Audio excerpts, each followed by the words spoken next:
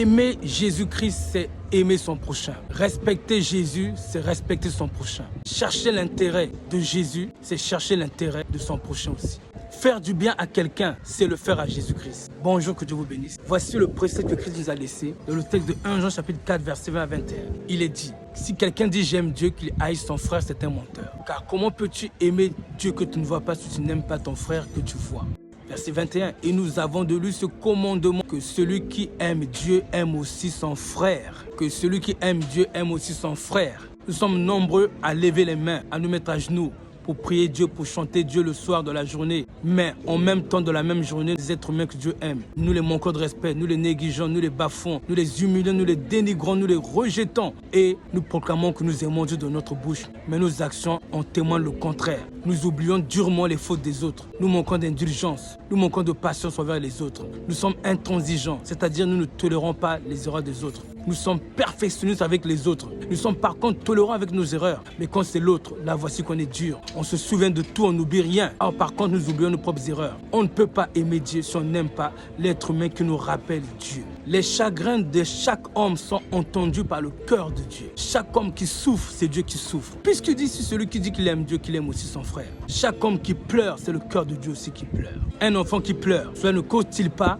les pleurs de sa mère? Un enfant qui souffre, cela ne cause-t-il pas la déception, la douleur de sa mère? Un homme qui souffre, qui pleure, cela cause la déception, la souffrance de Dieu. Si nous voulons entendre le cœur de Dieu battre, tendant le cœur des êtres humains souffrir. Si nous voulons entendre les pleurs du cœur de Dieu, ses souffrances, ses suffocations, ses gémissements, ayons l'habitude, soyons sensibles, attentifs aux gémissements, aux souffrances de l'être humain aimé par Dieu. Je m'adresse à toi qui m'écoutes, qui dit croire en Jésus, qui dit suivre Jésus. Des fois, la religion nous amène à être des chrétiens de vue, des chrétiens d'habitude. Nous avons un christianisme d'habitude. Nous avons un système religieux, des pratiques religieuses. L'essence même de la foi, c'est aimer Dieu, aimer son prochain. Vraie foi se demande par les œuvres. Lorsque nous avons de la tendresse, de la patience, de la grâce, de la bienveillance, de la patience envers l'être humain aimé par Dieu. Tu ne peux pas respecter Dieu si tu ne respectes pas l'être humain que tu vois. On ne peut pas donner de la valeur à Dieu si on ne donne pas de la valeur à l'être humain créé à l'image de Dieu, qui est aimé par Dieu. Il est impossible d'être capable d'écouter les battements du cœur de Dieu. Si nous ne savons pas, si nous n'apprenons pas à écouter les chagrins de l'être humain, lui par Dieu. On ne peut pas prétendre chercher l'intérêt de Dieu tout en méprisant l'intérêt de l'être humain aimé par Dieu. Voici pourquoi Philippiens 2,4 dit que chacun de vous, au lieu de considérer ses intérêts, considère aussi ceux d'autrui. On ne peut pas accorder un grand prix à la volonté de Dieu, aux besoins de Dieu. Si l'être humain qui nous rappelle Dieu, qui est aimé par Dieu, nous méprisons ses besoins, ses désirs, ses chagrins.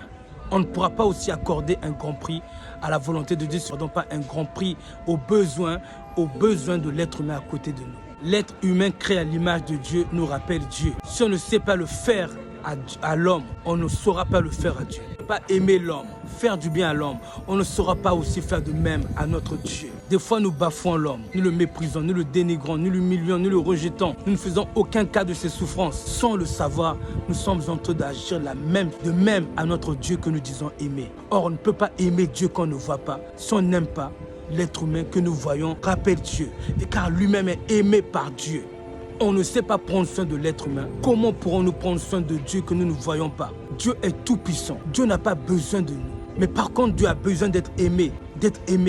Et déjà en l'homme, à travers l'homme. Oui, l'amour de Dieu consiste à garder ses commandements. Et ses commandements disent ceci. Tu aimeras le Seigneur de tout ton cœur, toute ton âme, toute ta force. Et tu aimeras ton prochain comme toi-même. Et il n'a pas de plus grand commandement que ces deux-là. C'est Marc 12, 29 à 31. Écoutons de tels messages en le prenant pour nous.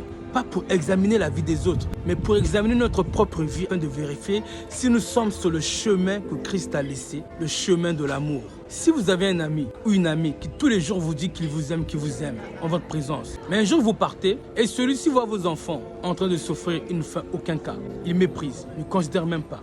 Est-ce que cette personne vous aimait vraiment? Son amour pour vous sera prouvé par son amour envers ceux que vous aimez, vos enfants.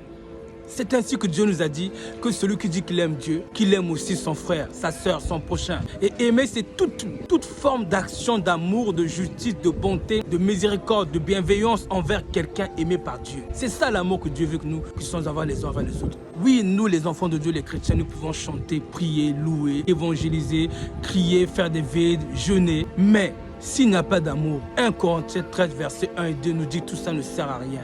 Et nous ne touchons pas Dieu du tout si nous ne nous aimons pas les uns les autres.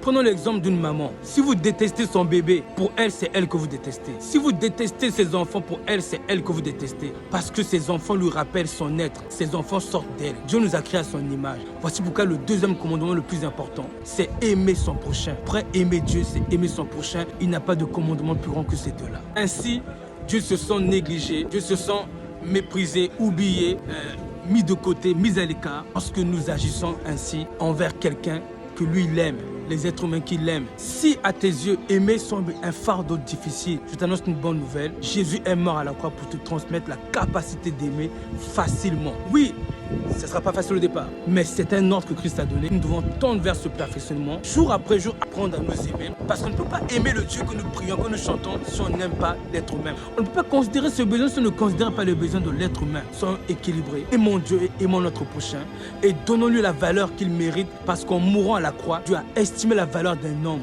au même niveau que celle de son Fils. Que Dieu nous bénisse.